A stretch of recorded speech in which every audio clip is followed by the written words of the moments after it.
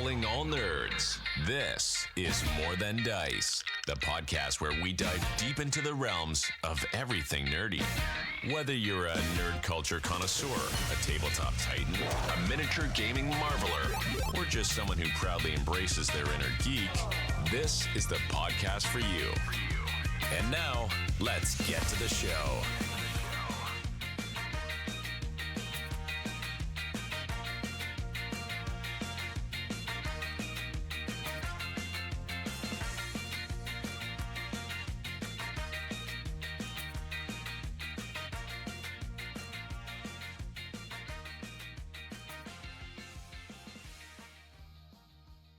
And welcome to another episode of More Than Dice. I'm Gonzo. I'm Izzy. I'm Nessie. Welcome to episode 360, our RPG in review for the year. Yay! Year's coming to the end. We're going to be doing our review. This week will be tabletop RPGs in review. Either games we played, games we don't play, things we've read about, so on and so forth. And then next week will be our miniature in review. And then the weekend of that will be our year in review, where we're going to talk about everything in the kitchen sink to go with this stuff. So you'll just have to wait and see on that. Big Jim Slade. Hey, how's it going? Yes, we are nerds. We are Giant the nerds. nerds. Big giant nerds. We're also the rebels who have more fun. Facts. So before we get started, let's go ahead and get to all the cool stuff. We want to thank Eldrick Foundry for supporting the channel. And if you need to check and make your own miniature for whatever role-playing game you have, go check them out. We do have an affiliate link if you want to use that. Gives a little kickback to us, but hey, helps us out just a little bit. Also, we want to thank Turbo Dork for sponsoring the channel. Turbo Dork, awesome miniature metallic paints. I love their paint bottles, by the way, so make sure you go check them out. And you can have all the cool stuff on that too. Other than that, this week has been pretty busy for all of us, and the rest of the month is actually pretty busy. Before we get to the show and we start doing everything else, this Saturday I am running a one-shot Bloodleaf Woods with the Band of Badgers crew. It'll be starting at 2:00 Central. This will be their first time playing Daggerheart, and first time getting beat the hell up by a lot of the Eldritch shit that I'm going to do to them. This is their first Gonzo experience. I have fair warned them of the emotional damage that they will incur. And they seem ready for it, so I'm game. Yeah, and if you haven't watched the episode 0, listen to episode 0. It was really good. They had a blast. It was fun listening and watching them and how they work together and such. So you can go and check them out. I'll probably replay that episode probably Wednesday to get everybody, remind everybody about it. And then the week after that, Saturday, we have our Veil the Lost game coming up. We'll be playing that, and that'll be what happens when Tomlin finds out his girlfriend's riding a T-Rex and what he's going to do about it. And so we'll see what happens. And then, like I says, there'll be a small break. Of course, right after Christmas, we won't have an episode. And then we'll get started back up. And then our first episode of the year will be, of course, our New Year's resolutions, where we'll talk about everything that we're going to be doing for the new year, where we're going, not only as a podcast team, but individually, because Nestor, he, is a jet setter and flies all over the world teaching people how to build Gundams, and he'll tell us where he's going too. He's gonna be lying on a beach drinking rum. That's the last 2 weeks of January. Yes, very accurate. But we've got some other stuff coming up. Trying to get just some big nerd things going on.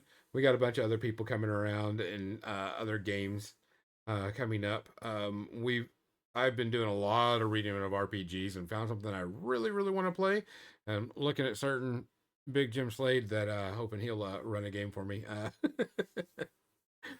and such. But do we have any shout outs this week? There is one that I'm aware of, and I'm probably going to butcher his name, so forgive me, but it is Kari Hiroyuki Tagawa. Mostly known for the Mortal Kombat. As the Last Emperor. And the Last Emperor, yeah, that was the things that they were pretty much he was known for. I didn't hear a reason why he passed or anything, but he was pretty It was a iconic. stroke. Oh, It really? was a That's stroke. Yeah. that sucks. That sucks.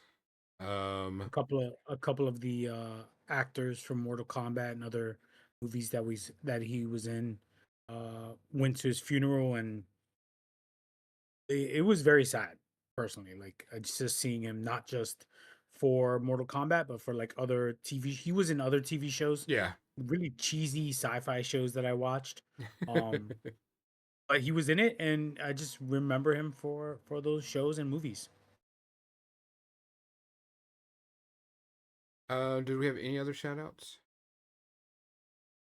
Not that I know of. Nestor? No, not that I know of. Not that I know of either. Um, what else?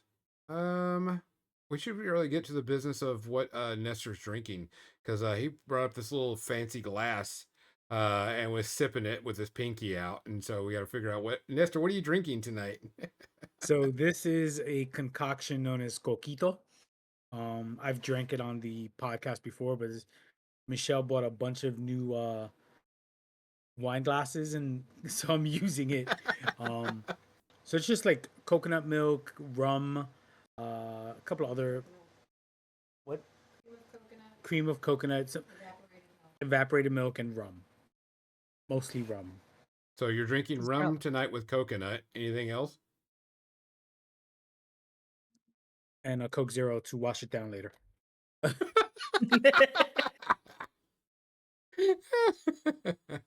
The water will be later to rehydrate myself. Missy, what are you drinking tonight? I have a warm beverage of Lady Grey tea and some water down there when I'm done with this, because warm beverage and it's cold. And it's freezing. There's a reason why you got your hat on. There's a reason why I have my beanie on, my hoodie on, and my blanket, and long pants with socks. You know, you can Cold? turn on the heat. You know, I do have the heat on, but if I turn it up too high, I'm going to get too hot real fast, and then that's just going to be ugly. That's I can Michelle. put layers on. There's only so many layers I can take off before it gets me in trouble. It's So, it it's layers the and it's cozy. sleeping with a blanket on, sleeping with the one blanket off, and sleeping with your leg out, pant Yes. leg up, socks off, socks on. It just Mm-hmm. goes. Mm-hmm. It's a vicious winter cycle. Yes. Yes, it is. I'm just going to be drinking straight water. I'm rehydrating, so just making sure I do all that good fun stuff. Um, Other than that, that's about it. I'm not drinking any alcohol or any tea or any herbal mixes or whatever. Just straight H2O. Hot leaf juice. Thank Not you. leaf juice. So, other than that, guys, please take care of yourself. Please look after each other. Like I said, if you see something, say something. If you hear something, say something. If you can do something, do something. If you can't, find someone that will. 'Cause we've got to look after each other. Cheers. Cheers. Cheers.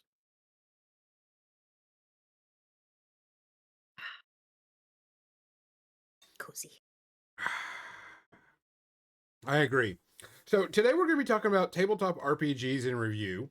We're going to be reviewing not only some of the games we've played, some of the systems that we've read about, some of the books that we picked up, and also some of the games that we've played this year, because there's been a lot of tabletop games that we played this year. And so the first thing I want to talk about is I did purchase and pick up the Stormlight Archives RPG book, which of course we know is based off of the Brandon Sanderson's uh, Stormlight Archive. I guess it's technically called the Cosmere RPG, but it's based off the Stormlight Archives. And I'm a fan of the books. They're just too long for me. So I kind of get out of it. I like the world, like the history. It's just eventually I just kind of get bored of listening to the books because they're way too long to read. Yeah. But I did want to pick up the RPG because that's my hobby is collecting RPGs. And so I picked it up and read through it. And the world book is good.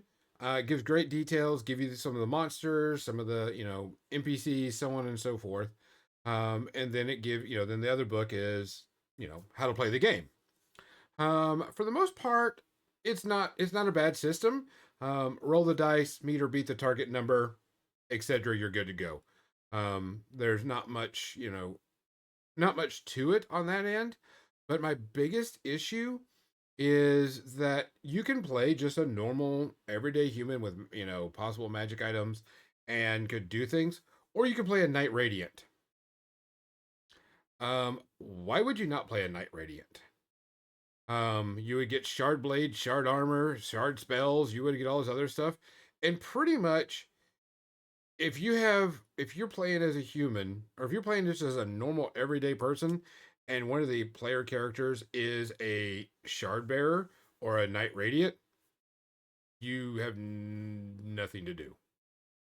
You're gonna get your ass kicked, because to have someone be a Knight Radiant and a normal human is like, I want to play a Primaris Marine. I'm gonna play a guard. It's the same type of concept. The Primaris Marine is just gonna walk through everything, but the guardsman is just gonna get, smashed around. But if you were to do an all Knight Radiant army or all Knight Radiant party and let them, move through the Knight Radiant's abilities and levels, it would actually be pretty good. And it would be a super powered campaign. You would just be, flying around in the air, doing what they do in the book, so on and so forth. It'd be really good. So, as a GM, I would either say everybody become a Knight Radiant or nobody become a Knight Radiant.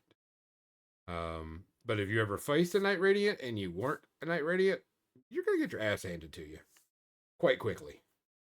The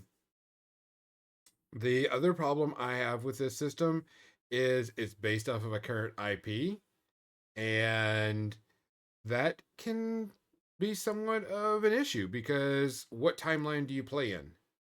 Do you say, hey guys, everything you know about the world, we're not going to play in that timeline? That it never happened. This is going to be our own, reboot, if you want to put it. Or is this going to be just, we're going to play adjacent to the story? So it has the same problem or feature, whatever you want to call it, that Star Wars has. Correct. Same thing. You're going to have a lot of people that are like, I want to play, I want to be so-and-so. We're like, well, it's like playing in Dragonlance. Mhm. If you're going to play during the War of Lance, are you going to forget the books? Are you going to say they don't exist? Or are you going to be the heroes of the Lance? Type thing. Which, that's something you would need to make sure you set up with your party and who you're going to play with before you even get started on it. Are we playing in a different timeline? Are we playing during a certain time era? Are we just going to say that this never happened? You really need to set that up. But it goes with any, current IP, is that you're going to be playing in a time that a lot of people already know, which can be a little bit of an issue. The current Dragonlance campaign setting takes place after the Battle of the Lance. So that's really good. They fixed that issue where you're like, you don't have that problem anymore, per se. It's still, the heroes do exist, but it's more of a history lesson. Yes. It's the same with, like, if you wanted to play Curse of Strahd after Strahd dies, they have the expansion for that as well. But I see, yeah, Cosmere, it's like, where do you balance it off? Cosmere, it's still building the setting of the Knights Radiant, right? Like, Yes. you have Kaladin.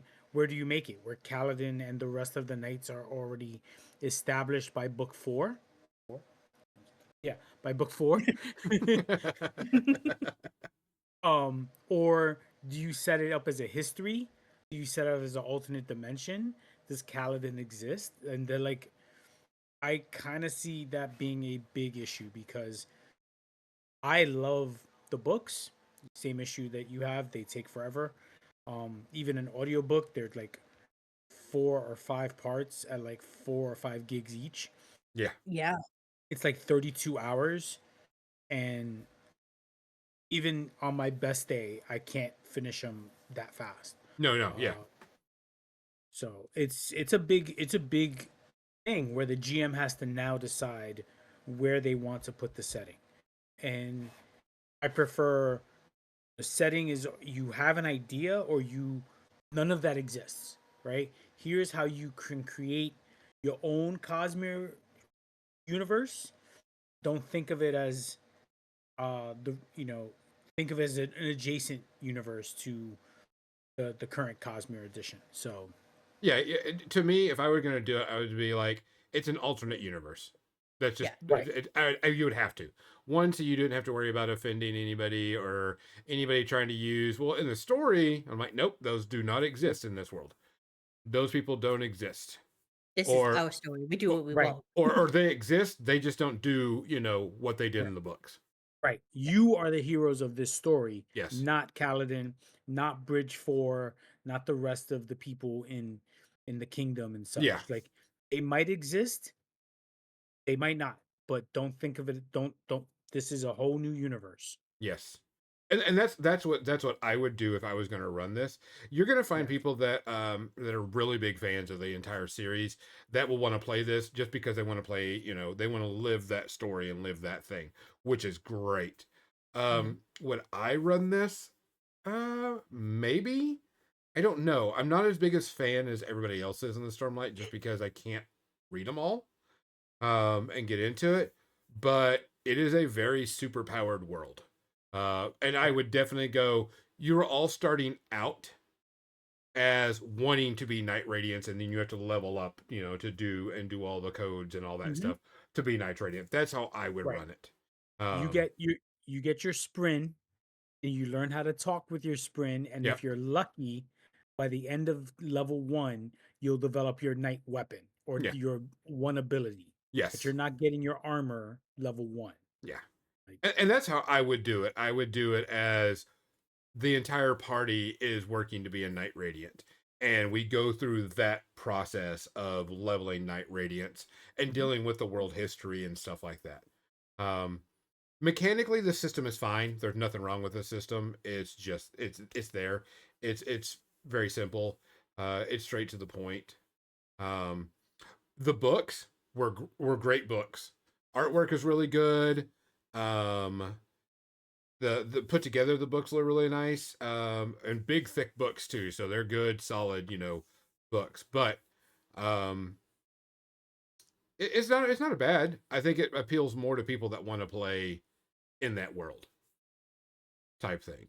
If you're a Stormlight Archives fan and you want to play in that world, you're going to have people that want to play that and they're going to get into it. As It's just a like if generic, maybe not. it's like if they made Mistborn, which is another Brandon Sanderson They did IP. make Mistborn as our RPG Oh, they twice. did twice. Twice. Oh, damn. Yeah. Not as good. The first one was really not good at all. The second one I haven't read yet. The first version was not good. Second, I don't know. I But like the Mistborn is another one. concept of I like concept of Mistborn, but again, what do you do? Do you do it during that time period? Do you do it after? Do you like you? What do you do? Um, Do it far in the future. Like when I ran my Star Wars, I did it yeah, very far in the future. You know, everything's been done and moved on. So, I like the Nesser Mizzy, concept. go ahead. No, I was saying I like the concept of Star Wars at the High Republic era, Hmm. like 1,000 years. What they've started doing now in the Yep. storyline, where it's like 1,000 years before the Battle of Yavin. So like that's an unknown territory. So I think I would keep it like, oh, the Jedi are still popular, the Jedi are still good, but there are other things out there. Um, suckers. So And I did um, mine way in the future. So, I mean, that way I could just say whatever. yeah. I picked, well, Michelle went to PAX Unplugged for me. And she was my envoy to PAX Unplugged. And she stopped by to Turbo Dork and said hi to Bree and everybody there. Um, but she went to Free League and picked up the Outgunned RPG Yep. that Free League produces. And that's basically if you like action movies, Tango and Cash, Demolition Man, you know, any action packed type of movie, Outgunned is the type of RPG for it, where it's based on that type of environment. Not a lot of it's more action scenes and Michael Bay than you know, Christopher Nolan type scenario for an RPG. I like to think of myself as a good in between of a Michael Bay and Christopher Nolan, but sometimes I just want to say, hey, let's just do a game of nonstop, you know, John Woo face off, you know, Desert Eagles flying in the air, hoping, you know, as you're unloading, as you're falling and landing on top of a car but walking away scenario, you know. So, haven't binged through it fully yet. It's been a busy weekend, but I am looking forward to checking it out and maybe just doing like maybe a one shot, you know, maybe short 2 or 3 games of it, just to have one of those break up the monotonous of like, man, this story is dragging. Cool, let's break it up, do something, and then change it up a little bit. So I have others, but I'll let Mizzy decide on what book she's gonna run in 2026. I, I no. I cannot confirm or deny that I agreed to that. I heard But it. we'll see. I believe that was the words. We will see. Maybe strong, hard maybe. But so in terms of games, so the one that's on my mind right now is because we spent the weekend reading about it. Is actually a newer system that we're checking out called Draw Steel. Um, Mm-hmm.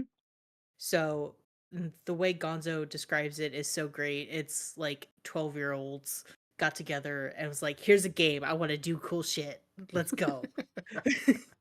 So what was um funny is I finally got the book. I didn't want to cut anything else, but when I got the book and I started reading it, it pretty much reminded me of when we were kids playing D&D. We didn't go, I roll a D20, I miss. I go, I reach up and I roll and go and I leap and I jump and, and I do all this cool stuff and I hit and I roll a D20, I missed, and, Clank hits the sword. This is a system that puts all of that into a mechanics, is pretty much what it reminds me of. So go ahead, sorry. But yes, so, it was pretty much old school D&D with new mechanics. so what I like about it is that you don't actually fail necessarily in your rolls. So like if you roll a 1 through what is it, like 12, I think. 1 through 11. 1 through 11, then you do something, but it doesn't have that great of an effect. If you roll a 12 through a 17, 12 through 16. 12 through 16, Yep. um, then you do something even better than what your original. And then if you do a 17 or higher, then you do some really cool shit. And then Mm-hmm. with a critical is a 19 or a 20, and Natural. natural 19 or 20, yes. Yep. Then you do a critical success, and you, instead of doing more damage, you get another action.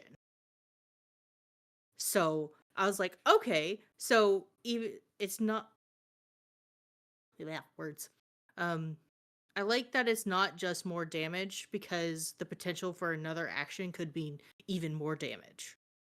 Mm-hmm. Does that make sense? And you're doing some more cool shit. Like, okay, so I wanted to attack this one guy, then I want to do this other really cool spellcasting bullshit with this other person. Let's go. So, excited about that. And then I really like the dwarves in this. Yes, I plan on playing a dwarf. I've already got my character built. Thank you. um But the dwarves in this, that they have like this rune carving thing where they carve on their skin and they get some powers from it. And I'm like, that's really fucking cool. Let's go. Um, yes, Nestor.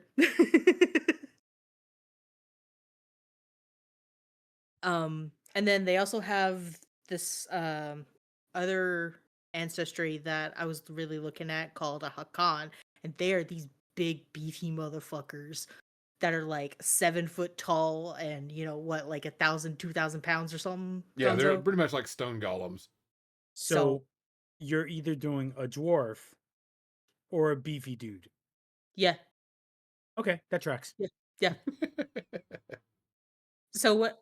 So my current planned character is a dwarven fury berserker, And then if I was gonna go Hakan, I was gonna do a tactician. Ooh, So completely not what you would think for a big beefy dude.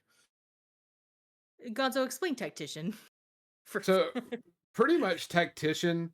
So the different classes and races and all this stuff that's in here, it reminds me of old school D&D. You have someone's like a paladin, someone's like a cleric. You have an elementalist, which is your spellcaster, but they do different elements. You also have a shadow, which is a rogue. But every class has 3 subclasses. So, like one of the rogues is your standard assassination rogue, the shadow, I should say. There's one shadow that's like your standard, assassination type rogue. The second shadow is an alchemist rogue, so they throw bombs, and the third one is an illusionist rogue. Um, so they've got that, and every class has that. There's a monk class, but the monk is the old school monk psionic that you from old school D&D. There is a psionic class called a talent. Um, there is the tactician, which is champion or like the leader of the guard.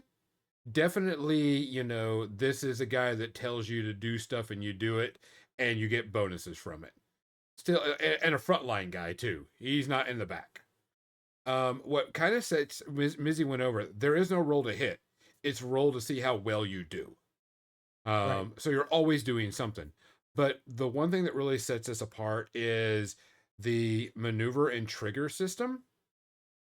During your activation, during your turn, you get a maneuver, a main action, and a movement. That's your key 3 key things.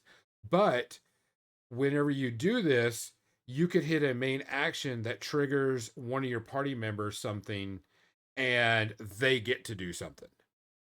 Prime example, um, if you're playing what's called a conduit, which is technically kind of like a priest or a cleric, they they get to cast a healing spell outside of their activation. So everybody's kind of active at all times, because of Nice. triggers and maneuvers, which I think is really good. There was a big discussion of why this game isn't bigger than it should be, because Daggerheart is actually, a bigger name and everything right now. And I was like, because you don't have Critical Role behind it. And this is Yeah. not a dig on Critical Role. It's not a dig on Daggerheart. But this system, it's actually, I had to actually go to a local game store to get it and actually have them ship it to me, because buying it straight off the shelf was like a shit ton of money plus shipping. It was like almost $200 for 2 books. And I was like, I'm not going to do that once shipping was done. But why is it so expensive? They're selling it. If you want to buy the book, they're $70 a piece, and you get the book Jesus. plus the PDF. Then the shipping is like another $20 to $30. So MSRP on the book is $70. Yeah, and so the local game store, I found it, they were selling it 60, which isn't bad, and then they gave me free shipping. So I wasn't going to argue about that. But the game is really good. The ancestries in this, you get to actually choose how you build your ancestry. So if you wanted to build a um devil, which is their version of the tiefling, you get one signature ability, and then you get like 3 points to buy things. So like, oh, I want you to be able to see in the dark and wings, because wings cost 2 and see in the dark is 1. But then you're Nice. like, someone else could play a devil and like, no, I want a prehensile tail and etc. type thing. And so you can kind of custom build your ancestry a bit. Um, but the big kicker on this is it is played on a gridded board, which is really good for like Foundry and Roll20 and all of them, for people that like to use the maps. And I actually bought a gridded board, so I could play it, because we are thinking our campaign 2 in person is going to be Draw Steel instead of Daggerheart, to test it out and get it in there to see how everybody likes it. And if nobody likes it, we can switch. It doesn't make a big deal. But we're gonna do that because, and I bought all this stuff because everything is measured in the grid, 5 spaces, 6 spaces, 10 spaces, so on and so forth. Also, the longer you fight, the more powerful you become because you get surges, you get victories, you get abilities. You can actually heal yourself in the middle of combat by spending a recovery because technically you don't have hit points, you have stamina. And yes, it's the same thing. But when you go to 0 stamina, you're just kind of down and you can't do much of anything. Right. But you get every class has their own PowerPoint system, which is, one of the cleric can get points. If somebody does something, you gain so many points. I take the troubadour, which is of course the bard. They get drama. If like one of the players die, they get 10 drama right off the bat. And they get these points that they use to fuel abilities in the game, which I think is really good. It's kind of a play on the hope fate system. That lets people get stuff to do. I really like this system. We're going to try it out and test some stuff with it. And most likely, this is also the system that I was wanting Big Jim Slade to run so I could go ahead and play, a game. And I want him to run it because this reminds me of old school D&D. Um, it's actually pretty good. It's pretty decent. It's got a lot of stuff in it. There is a system for GMs. They have a malice system, and they get malice based, sort of like how players um, on like they get to fuel abilities also. But it reminds me of old school D&D, just with all the cool things that are happening on there. Um, there's an ability, the tactician. You let him go first, and he does his ability, and like 3 party members get to move before the game even starts. They get to do their max move, and so he's like forward march, and they all go forward, and everybody gets to move, and then he gets to move, then he gets to do a maneuver. So he gets to do some cool stuff like that. Berserkers have an ability where they can charge through a line of people, and everybody they charge through, they hit, and at the very end, they can do a devastating attack. And whenever they were describing the system, they were like, if you like dungeon crawling, do this. If you like really good role playing and really cool combat, do this. And they were saying it was like, but if you want a tactical, strategic role playing game, play this because this is going to be a tactical game because you use a gridded board and such and everything. And it wasn't a big slam on anybody or anything. I just thought it was a good way to separate this of why do you want to play this instead of this type thing. Also, I think it's also a good thing. There's a lot of people that still can't get the mind's eye theater when they play the game, especially when it comes to distances and where people are, and doing the gridded with either miniatures or tabletop RPG stuff, like Roll20 or Foundry, can really hit people because people can go, oh, I know that my spell can go 20 yards. 1, 2, 3, 4, 5, 6, 7. Okay, yes, there we go. Yeah. That type of thing. You're saying it's more accessible to the gaming community. It is. They do. One of the things I thought was very interesting is they did bring up, and they do have a, whatchamacallit, a starting adventure that you can run at a convention. And they say, if you only have an hour, do this. 2 hours, do this. 3 hours, do this. 4 hours, run the whole adventure. Nice. Which I thought was really good. That it's actually pretty decent and such. I haven't played it yet, so I'm looking forward to it. The world fluff, there's probably 6 pages in the book of like 300 plus that is about the world. So this is you could use this as a very generic system. Make your own world, use your own thing very easily. There's no worrying about playing this outside in a different, your own realm or whatever. So, Skin it how you want, basically. yeah. Yeah. And I'm looking forward to it. This has gotten me, pretty excited to play a different RPG. So if you can afford it, go get the books. And if you want to know what game store to buy it from, they still have any copies. There's a game store in Illinois called Games Plus. And I saw they had their store just popped up on Facebook feed, and they showed their new releases, and it had that on there. And I was like, hey, I want to get a copy of this. How much can I get? And they sent it to me pretty much, no shipping costs. So highly recommend if you want that, and if you need it, go get it. Nice. Mizzy, do you have anything else that you want to talk about on Draw Steel? I don't think so. I think we got most of it. Okay. And if we didn't, then I will remember randomly in the middle of the night when I'm trying to sleep. Make a random Facebook post on it. Wait, I remembered this. I remembered 4:10 in the morning. Exactly. Random message shows up in the group chat. I remembered about this.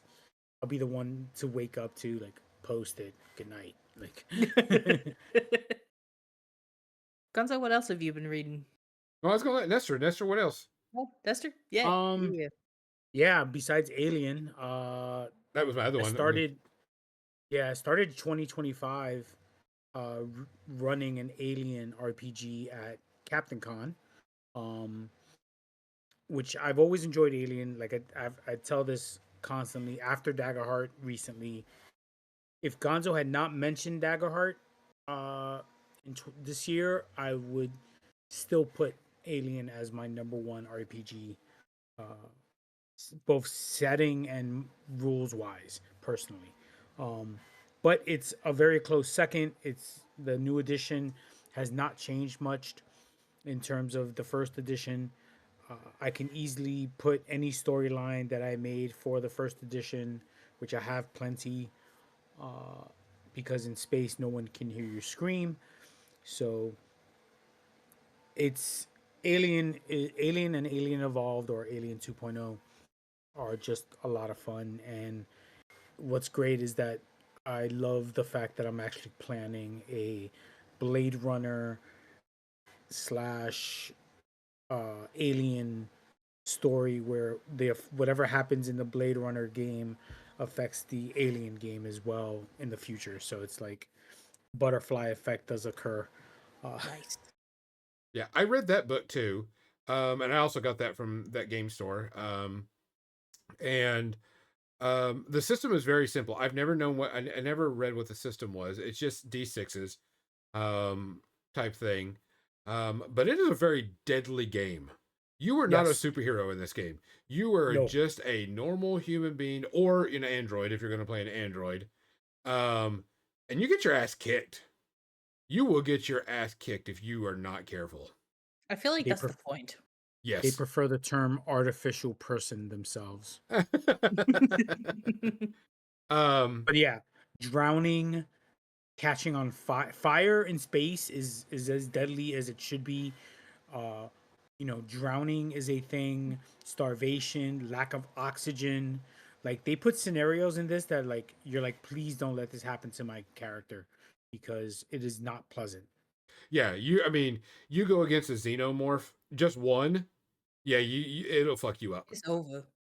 Xenomorphs go multiple times in one round. They have multiple initiative attacks. Yeah, it was mechanically didn't have any issues with the mechanical of the system. Not a big deal. I really liked all the stuff that was going on with it. I definitely liked that the weird. I definitely like all the cool stuff that was going in, and like I said, you will die, and you will die quickly because you don't heal up. It's like you don't get this long rest and you're back to full health. They're like health regaining your health is taking a long time. Yes. Yes. So, I've played a game where I was a colonial marine. I shot at the flying xenomorph that the GM had put into the game, which was not cool. The flying xenomorph, I I rolled multiple sixes. Multiple sixes can give you multiple damage because sixes are successes. And because I exploded a xenomorph and did not check my location, it exploded on top of the colonial marshal that was trying to shoot it from above it. So he did not move fast enough, and it killed him outright. He was gone. And the GM for that one shot basically gave the player another character sheet and says, "This is your next character," when it comes up. That's how deadly it. Like I've had to do the same thing where I've had to do multiple character sheets in case a character dies. Yeah, I did. I couldn't see myself running a campaign of maybe. Cinematic. Yeah, Yep. it's a cinematic three episode. You would Mhm. do you do your episode 0, so everybody can make all their characters. That's always there for me, no matter what. But then you would do, hey, we're flying out to the base. Oh yeah, we built story, we learned some skills, we got some intrigue. Oh fuck corporations, that type of thing. Episode 2, why is the planet so devoid and why is everybody gone away and where's everybody? And episode 3, fuck xenomorphs. Yep. And that's what it would be. That's how I think it would hit more than anything for me. My the one I ran, which is the first one I ran ever at a convention, was here are the 6 character sheets that you can choose from. Each person chose one. 3 were colonial marines. One was sorry, 4 were colonial marines. One was a scientist, and the other was a corporate person. Cool. They all were happy, and they were on a speeding train with a experiment in the back train car, which ended up being a captured xenomorph, 3 eggs, and 2 children that were in suspended animation. Um, and they were the train was hijacked by an outside corporation because that's the way it goes. And the train uh, was sabotaged and ran out of control, and the xenomorph escaped, and they're trying to capture the xenomorph, but it's climbing on top of the train track, which is running at like 400 miles an hour on magnetic lifts, and they have to stop the train before the train crashes into the last stop. And I made it kind of like 24, where it's um like real time. So whatever time was left before the end of the adventure, that's how much time they had. So they're like, wait, it's 3.5 hours. It was like 3.5 hours before the train reaches the last stop, where there is no tracks after that. It's gonna barrel through the hangar. It's gonna kill everybody on there. Little did they know there was a bomb on top of that. So they actually succeeded and stopped the train, killed the xenomorph because they just rolled so well on the dice. Like I was like, oh, okay, you you kill the xenomorph, the back, whatever happens, and they find out there's 2 children in cryogenic sleep, and they're like, wait, are the kids going with them? I was like, well, yeah, you saved the day, so the corporation takes custody of the bodies now of the children, and they're like, but that's messed up. Well, that's the corporation for you. And they're like, oh. So this year, if I do run Captain Con, it's a continuation of that, where the kids are now on a space station. If it's the same people, cool, they'll continue the storyline. If it's new people, it's still a continuation of the storyline, but they don't have to play the first part. Hmm. And some bad things will happen on the space station because that's how it goes. Bad things, Um, TM. uh, the big thing we've kind of talked about already was this year Daggerheart drop, and it's been Mm-hmm. out for about 6 months, and it has been our go-to system. Yes. Yep. That's Pretty been it. much, Yeah, it's been our big one.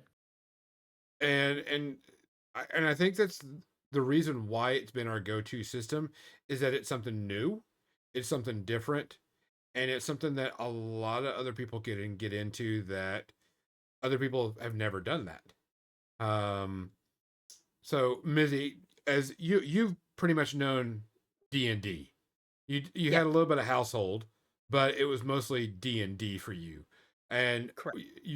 your comparison with D&D to Daggerheart, and why has that kind of been jumped up as your newest system or So better newer system? with D&D, the mechanics are fine. It's just it's a lot to keep up with.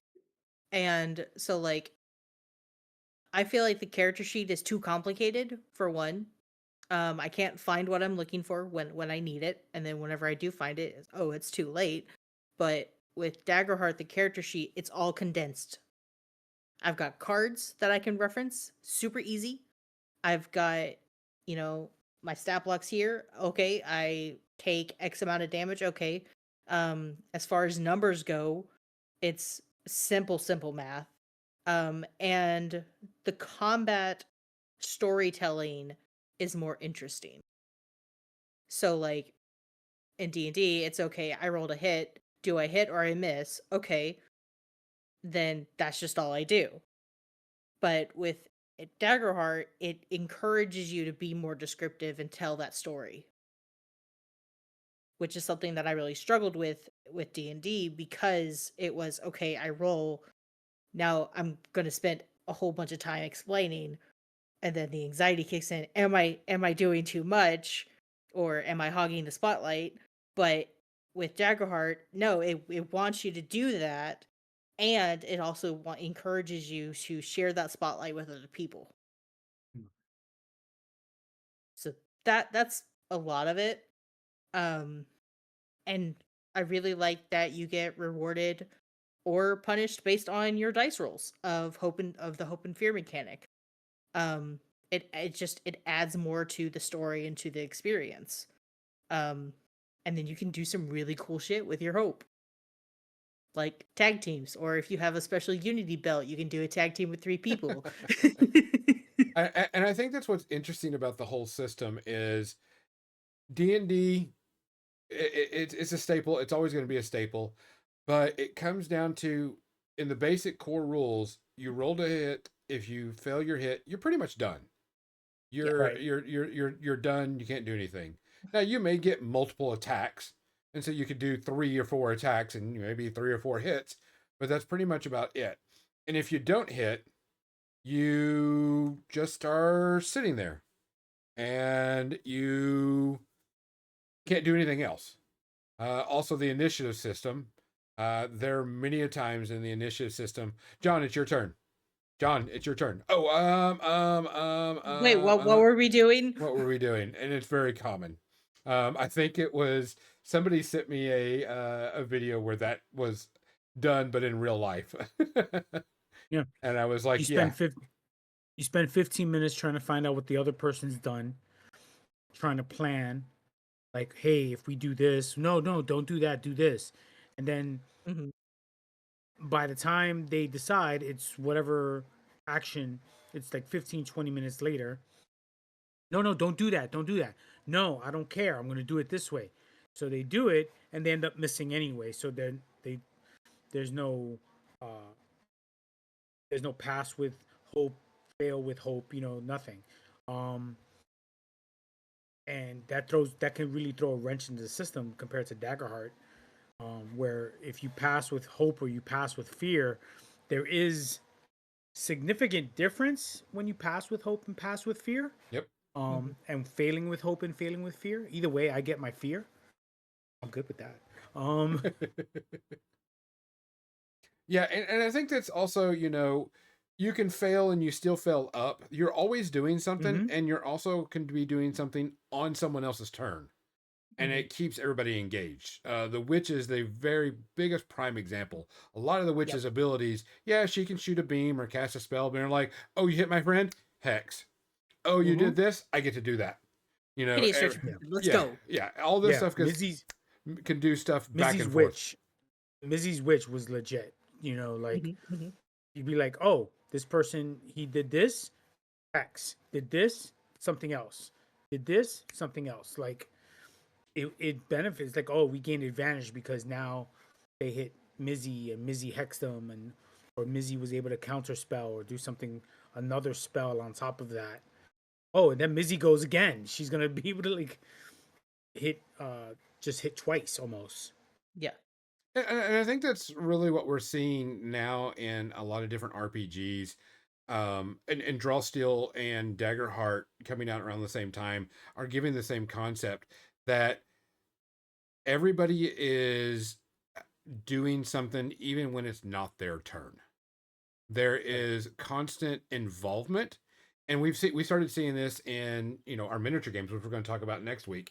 You know, the newer stuff coming out is not just I wait for your turn, I wait for your turn, I pick up a few models, and then I Mhm. go.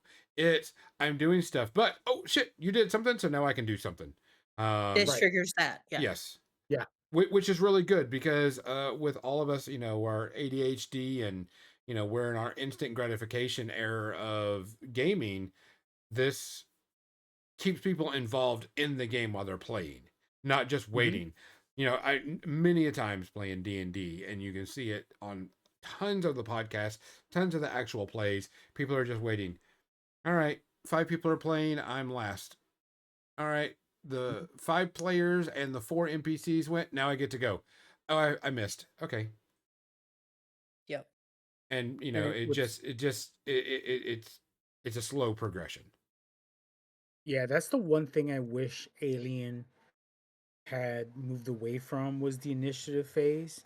Now, initiative is card based, so it's like cards 1 through 12. Yep. But the xenomorph pick draws 3 times, so it's like, hey, I got number one, I go first. Cool. Xenomorph has 2, 3, and 4, so it's gonna go.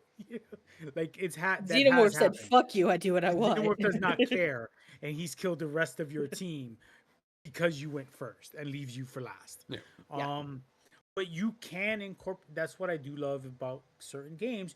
You can incorporate that spotlight system into other games if Yes. you do it properly, if you Yeah. do it right.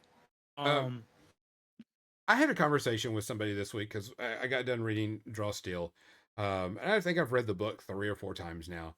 And any game is an RPG game. We mhm, could RPG playing, you know, fry cooks at McDonald's. Anything can be an RPG. It's yep. the mechanical system that makes it to me a good game or not. Because we can roleplay anything, anywhere, anytime. Doesn't matter.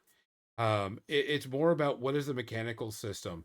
Is the mechanical system like 5th edition still a good system, or is it something like Daggerheart? And which one do you prefer? Do you prefer to just sit there and wait your turn and roll a d20 and see if you roll your d20 and see if you succeed and get to you know do your different abilities, or do you get to be Daggerheart and it involves everybody at different times and everybody gets to look back and everything? And I think that's what's really is what everybody's starting to look at. What is your mechanical system? Is your mechanical system just another D20 system where we all wait our turn? Or is it involving everybody at different times and different plays? And I think that's what's really what we're starting to see within the RPG world is it's more about involving everybody all the time and not letting one person have it one time. Yeah. Now, not all systems are perfect, not all systems are great, and it all comes down to personal preference, really, when it comes down to a lot of the games and everything going on. It really comes down to that.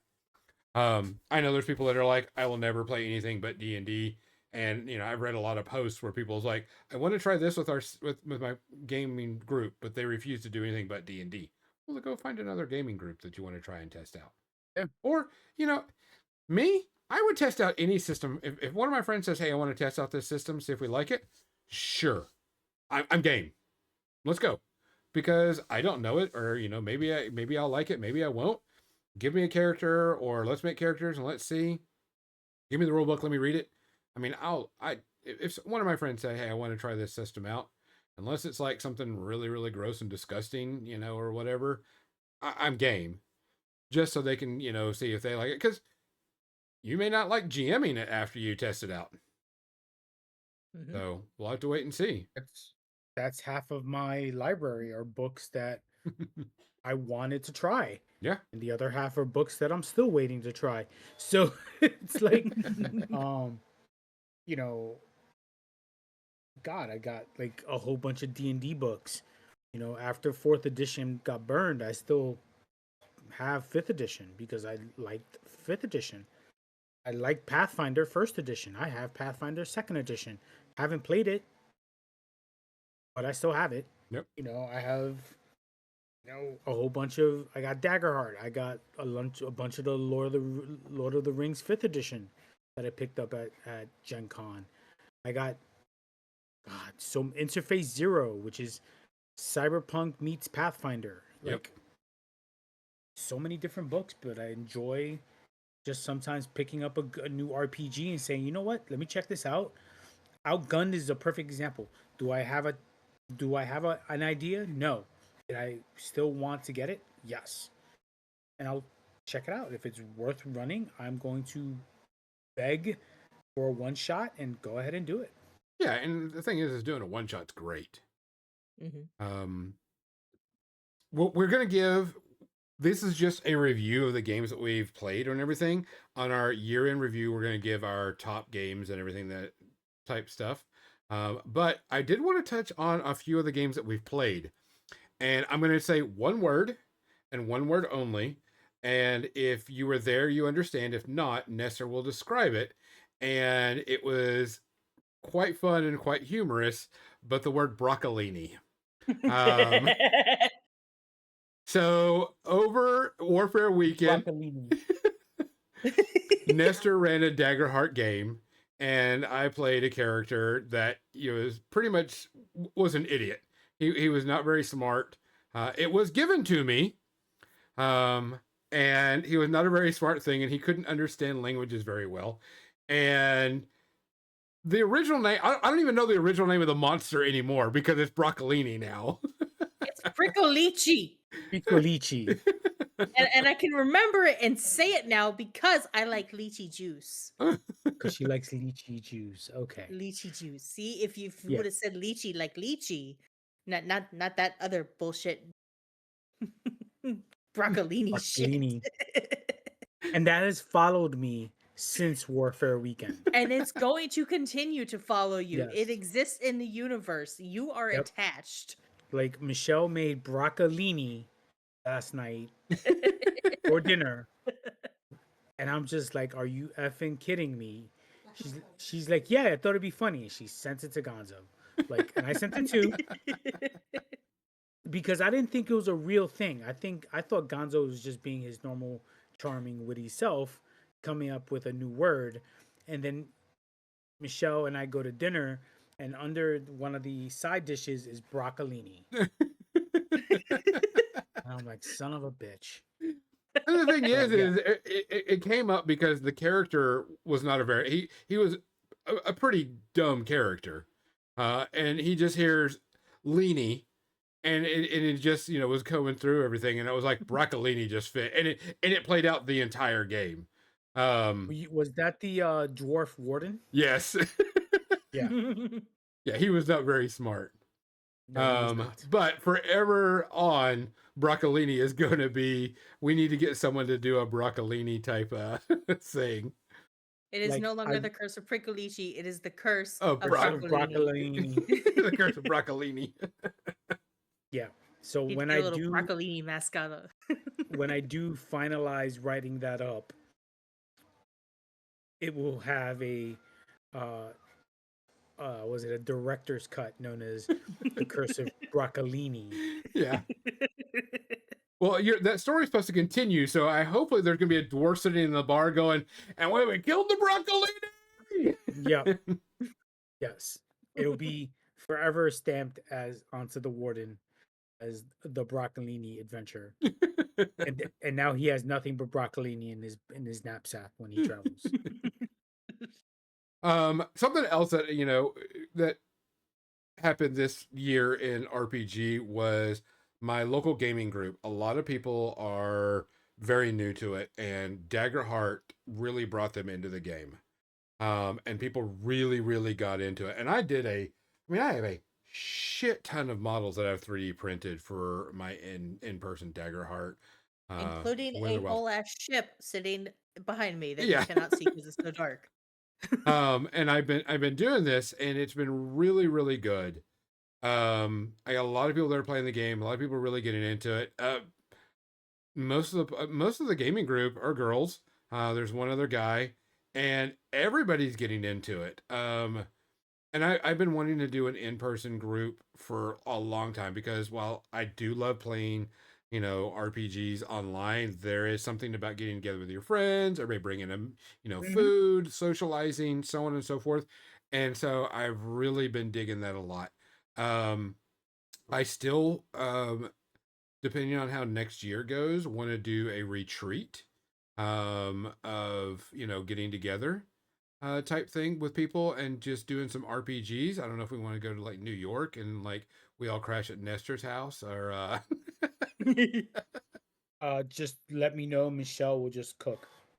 That's just her thing. Bet. but um They're coming over for RPG weekend. she's already like They're talking about that. So You yeah, you she's already activated the nodding sleep. yes. You already activated the sleeper agent Jewish mother. Yeah, the Jewish mama was like, I cook now. No, you don't cook now. Like she's about to Later. make she's about to start making sauce. Like no, go to um sleep. but it's been really, really good. The RPGs this year have been really good, not only in person but online. Mhm. Talking with friends about stuff coming up, getting together and just hanging out with people and talking about RPG stuff. It's been really good. Um, some really good storytelling has been had. I've made almost everybody at the table cry once in so far. And then our online Next Varen stuff has been doing really good. We're only on the second story, but I've got another group that is willing to get stuff going on that for episode 3. Um, but this has been a really good year for RPGs. Period. Not only new games, but gaming with friends and doing new and cool stuff. So And uh, making new friends. yeah, and making Mhm. new friends, which also leads into what we're planning on doing next year, which we'll talk about on our new year. So Nestor, what about you? Your RPGs for this year, playing and running. Veil of the Lost has been a lot of fun because it's a storyline that I was not expecting to run for this year. It was like, hey, I want to run something in the Warcrow universe, but now I got to decide what system to use. Oh, look, Gonzo's talking about this new system. Oh, damn it, Gonzo. Um, Shut up and take and my money. shut up and take my money. Demi Plane and Darrington Press and Critical Role. Um, which Critical Role was already getting my money for Vox Machina because I was not expecting to like that show as much as I did. But um, Put a pin in no that thought for a second. no mercy, Percy. Anyway, um, but Daggerheart really helped out because it helped me flesh out the world without having to flesh out the world. So the work I keep saying it, I'm gonna keep saying it. The Warcrow rulebook reads like a campaign setting for any Dungeons and Dragons game. Very much so. Yeah. It's like here's the world, this maybe 10 pages worth of rules, and the rest is campaign setting. Yeah. And that really helped me flesh out what I wanted for that. So Veil of the Lost has been a lot of fun running, planning, watching the interactions between the characters. Um, we've had almost a month and a half, 2 month break by the time the 20th rolls around. So it's Rhoda going gonna to be be hopping. it's going to be a long episode at that, because it's a mixture of what I wanted to do for my Halloween episode, but now I'm mixing it up with Grampus. So yes, um, holiday Oh, episode. Yes, a lot of fun, and it will bring you guys up, to the next level. Hopefully, if you guys survive, add more of the storyline, give it that Hans Gruber falling off of the Nakatomi Plaza type of feeling at the end of it. It's like, I can go into the Christmas episode. I go into Christmas feeling great about myself. Uh, but yeah, Veil of the Lost has been a lot of fun running. Just playing in Daggerheart has been fun. Playing in Gonzo's one shot in his little scary little world of Eldritch horror, which I was helpful. Glad I survived. Um, now I have a skull burning. Is it a burning skull, you have Mizzy? a shit talking skull. Yeah. A shit talking skull, and now I have to find seeds to plant her her fungus family. Um, I must become one with the mycelial network again. I think that was the only RPG I played in 2025 was Daggerheart.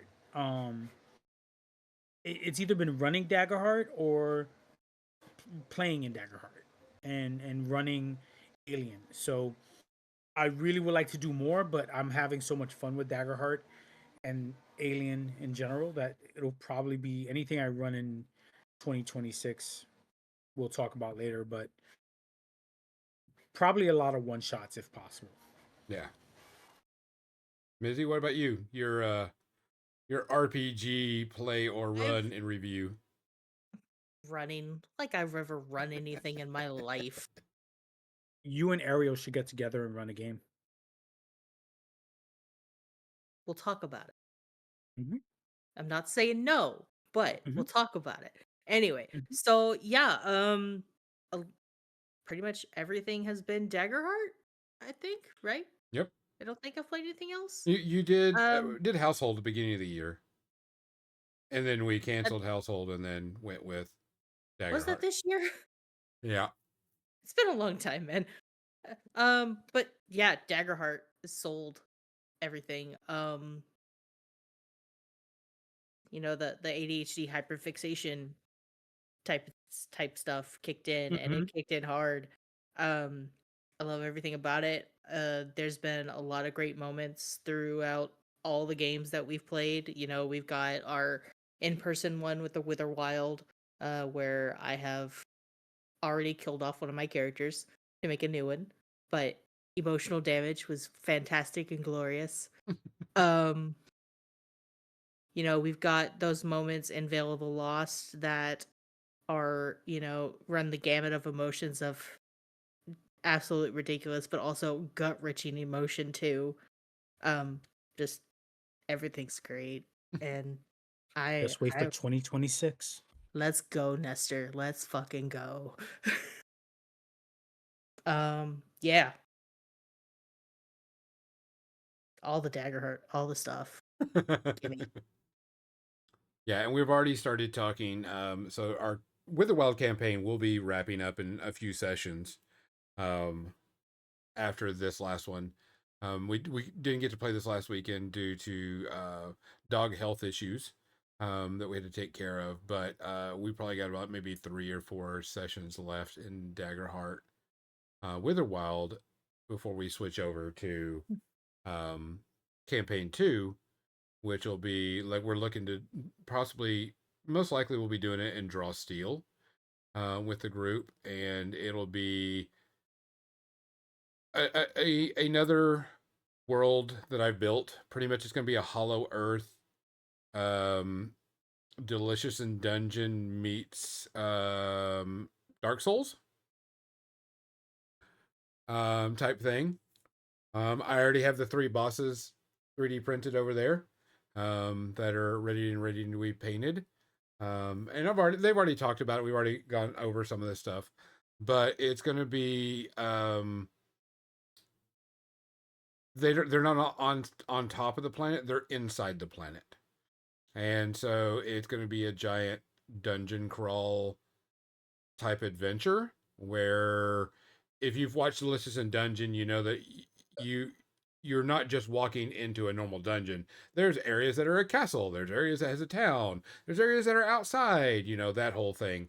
And that's kind of where we're going with it, the Hollowed Earth, Delicious in Dungeon, but it's going to be a dark where the dark is going to be Dark Souls style on it. So it's going to be a little bit more mature, gruesome, violent.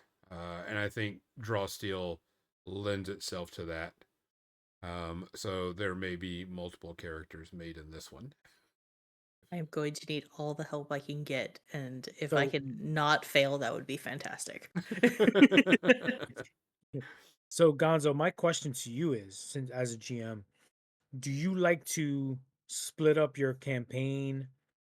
So like Veil of the Lost is not meant to be, it is a continuous campaign, Mm-hmm. right?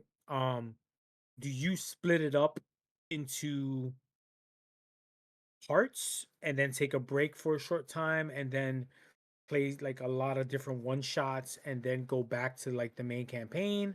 Or do you just say, this part of the campaign is over, we'll come back later? No, it's gonna be we're gonna do the entire story. Okay. It's sort of like the Wither Wild's the same thing. Wither Wild's gonna be the entire story. And we're gonna finish it out. And it's got roughly 3, maybe 4 episodes left before it's finished, give or take. Um, and then we'll be starting campaign 2, and it's gonna be strictly that. It's gonna be strictly. It's gonna be called We Three Kings, because there's a Void King and a Dead King, and Child King? yeah, the Child King. Mm. That's going to be in this, and they're the main story in the plot, and they're actually going to meet the main bad guys first episode. Take me out. They will Right. they will be part of their life since birth, and we haven't really talked about it much, and I haven't divulged too much to it from them, but the world is centered around these three kings that are trying to claim the interior parts of the world for themselves to make them the one true king.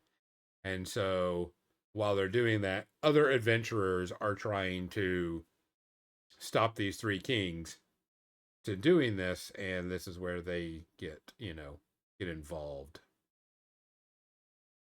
Because I had planned for the first part of the story to end at, I think when you go from level 4 to level 5, that's tier 2 to 3, correct? Yes. That sounds right. Yes.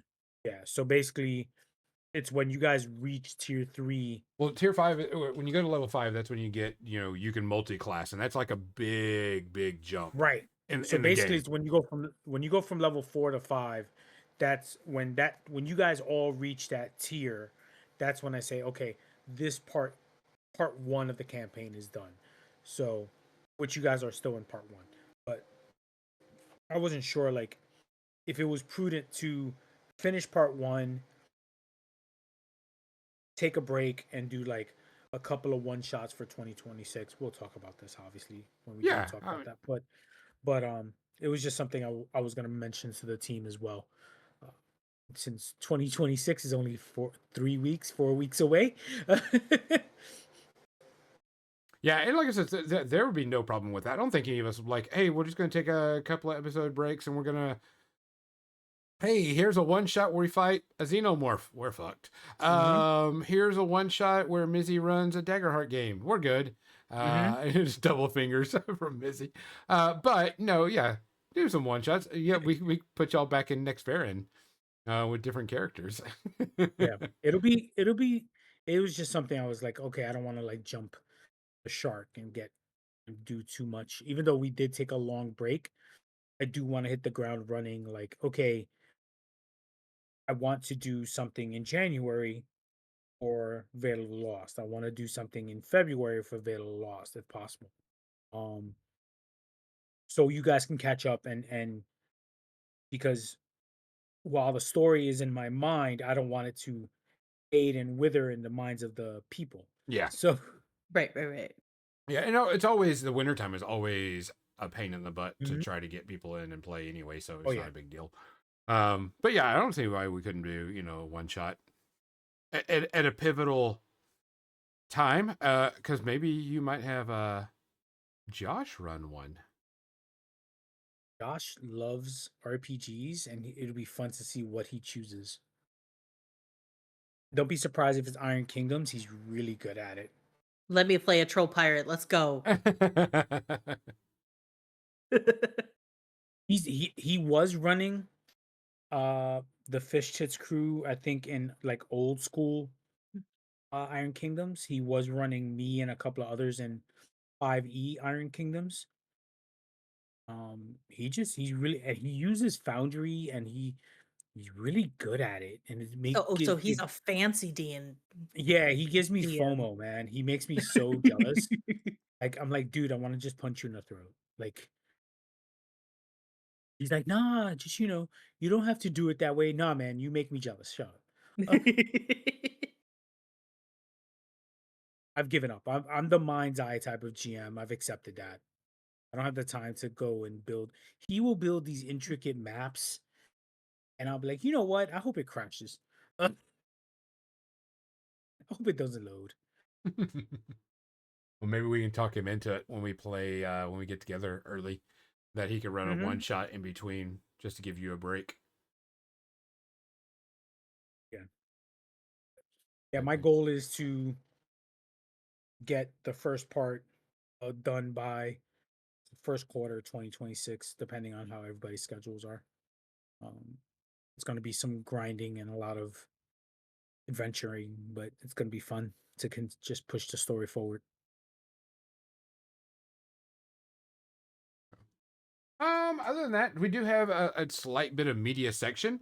Woo. This last weekend, Mizzy, Eric, and I watched like 75% of Vox Machina and caught up to the current season. I would say that's a fair estimate.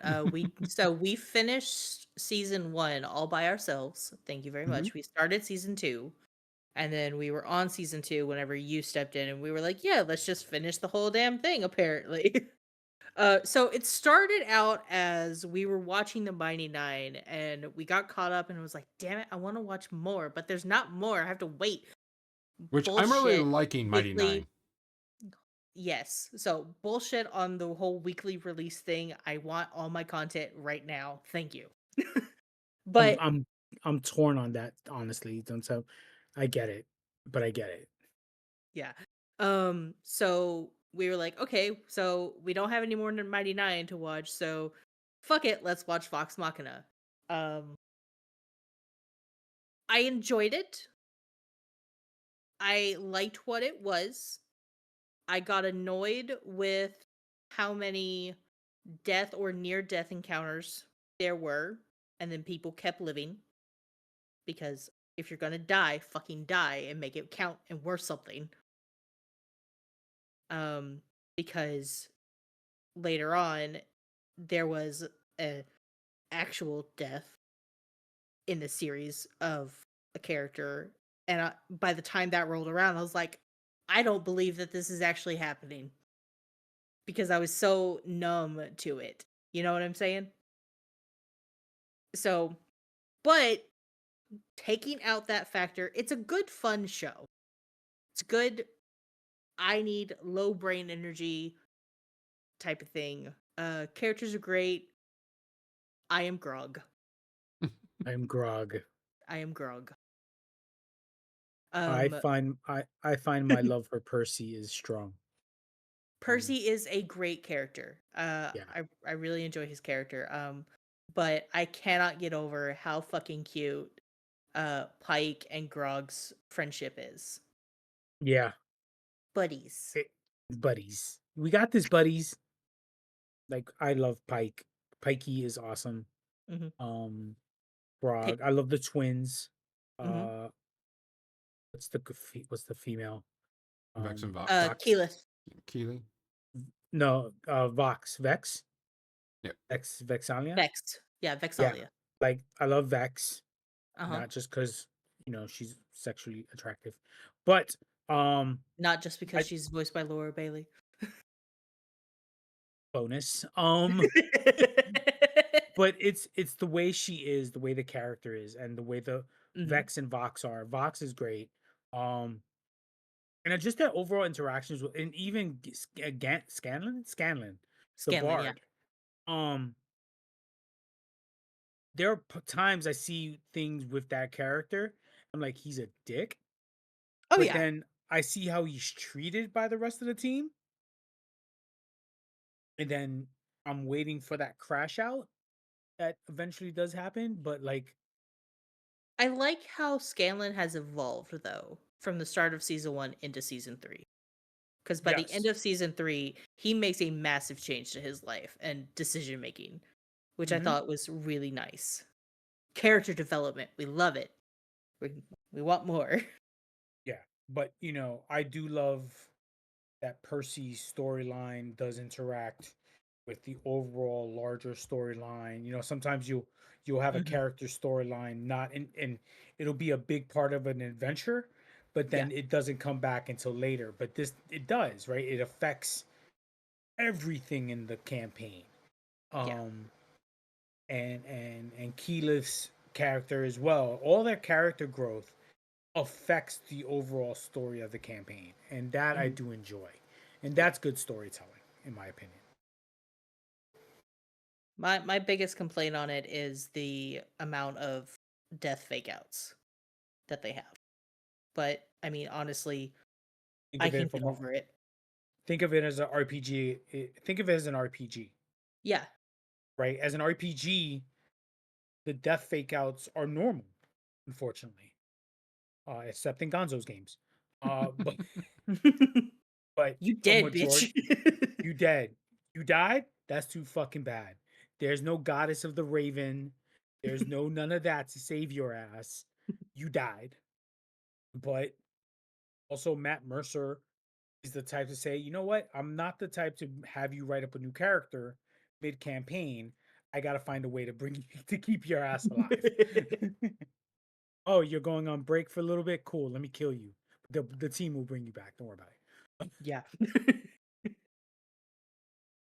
So I mean, probably overall I'd give it a 2, 1.5 to 2, depending. Just again, Fair. because the death fake outs, like again, I know it's normal, I know, but I want good storytelling. And if you're gonna almost die or if you're gonna die, make it count worth something and give me a good story. Was it end of season 1 with the dragons or season 2? Season 2. Yeah. Like, that's a crazy way to end a season. Yeah. Like, they just defeated a vampire lord and his Wait, countess and wait. End of season 1, beginning of season 2 is what you're talking about. yeah, with the dragons come out of nowhere. Yeah. Yeah. Like they defeated one dragon, thought they were cool, and then like 7 show up, and I'm like, yo, that's bad, And the dragon said, "Fuck you. right? You just thought Those you were done with us." dragons killed the entire city. Like, Yeah. spoiler, go ahead and watch that. It's been out for 2 years, 3 years. Um, Actually, I think the first season was out since COVID. So Hold up. Now it's gonna bother me if I don't look at it.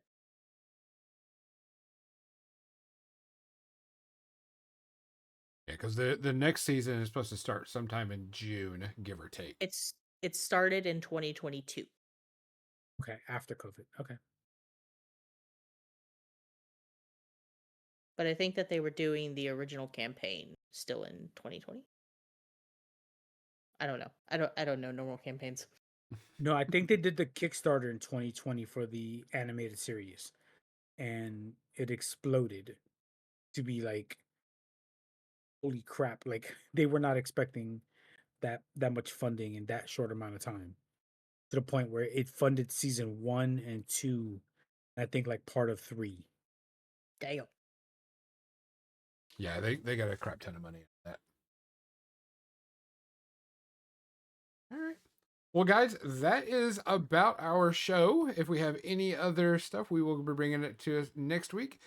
Next week, we will be talking about our miniatures in review. We're about miniature games we've played, what we've been working on, what we're liking, what we're not liking, what we're going to see, what we're not going to see. As Nestor's bringing up a box of Warcrow of his new stuff that he bought. We'll be talking Hashtag about fuck like the that. mills. Yeah, because Mizzy's got to give a recap of our game last week, our game yesterday. She'll give it to us next week. Turn 1. Fuck you, Gonzo. Turn 1. Not surprised. We finished deploying. He took his first turn, and in the middle of it, of his bullshit, I said, "Fuck you." I think you saw that from across the way at Warfare Weekend. I did. Where, Yeah. where you saw my energy just leave me, and I just felt depressed. Yeah. Like Your soul just said no. Michelle made me feel better afterwards, but still. Well, guys, we appreciate you listening. We appreciate you watching. Make sure you check out the next episode. And don't forget, this Saturday, we have our new next variant, Bloodleaf Woods. And then the week after that, we will have our Veil of the Lost. And we will have more episodes coming up. For More Than Dice, I'm Gonzo. I'm Mizzy. I'm Nessie. Good night. Thanks for listening to More Than Dice, making the world a better, nerdier place, one dumb joke at a time. Be sure to subscribe wherever you heard this podcast so you never miss a future episode. For more nerdy action or to connect with your hosts, check them out on Facebook.com/morethandice and Twitch.tv/more_than_dice. Until next time, stay nerdy, stay proud, and we'll see you soon on the More Than Dice podcast.